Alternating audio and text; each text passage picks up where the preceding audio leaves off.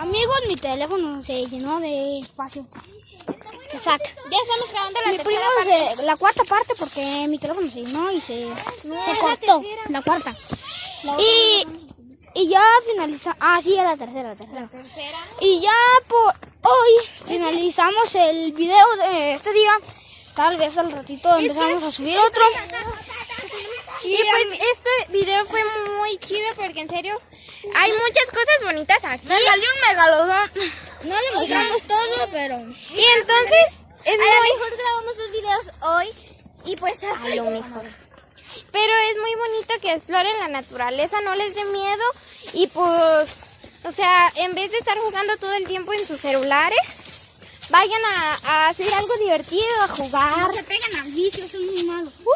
Sí, aquí hay lugares muy bonitos, entonces ya van a despedir. Yo les daré una recomendación, no usen el teléfono por día más de 3 horas.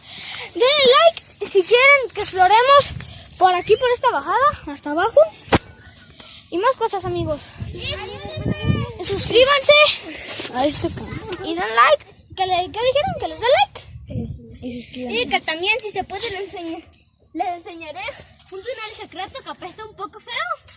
Pero tal vez, amigos, en otro video. Entonces, tal vez, amigos, mi primo Leo o Sebastián se anime a hacer un canal que yo creo que se llamará El Dúo Orozco o algo parecido, amigos. Pero hasta el video de hoy.